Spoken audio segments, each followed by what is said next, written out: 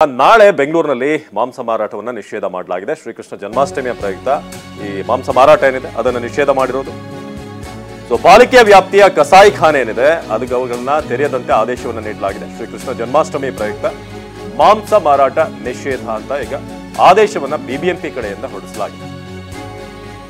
ಜನ್ಮಾಷ್ಟಮಿಯ ಪ್ರಯುಕ್ತ ಪಾಲಿಕೆಯ ವ್ಯಾಪ್ತಿಯ ಕಸಾಯಿಖಾನೆ ತೆರೆಯದಂತೆ ಆದೇಶವನ್ನು ಹೊರಡಿಸಲಾಗಿದೆ. ನಾವೀಗ ನಿಮಗೆ ಆದೇಶ ಪ್ರತಿಯನ್ನು ಕೂಡ ತೋರಿಸ್ತಾ ಇದ್ದೀವಿ.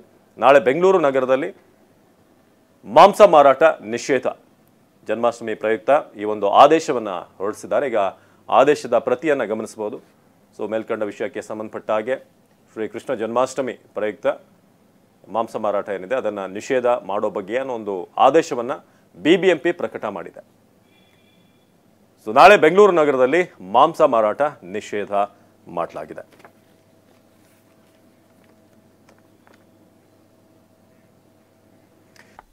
ಇಂದು ಉತ್ತರ ಪ್ರದೇಶದಲ್ಲಿ ಶ್ರೀಕೃಷ್ಣ ಜನ್ಮಾಷ್ಟಮಿ ಮಹೋತ್ಸವ ನಡೆಯಲಿದೆ.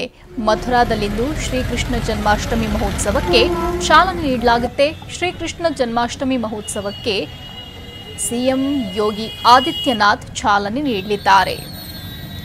ಮಥುರಾದಲ್ಲಿಂದು ಉತ್ತರ ಪ್ರದೇಶದ ಮಥುರಾದಲ್ಲಿಂದು ಶ್ರೀಕೃಷ್ಣ ಜನ್ಮಾಷ್ಟಮಿ ಮಹೋತ್ಸವ ನಡೆಯುತ್ತೆ.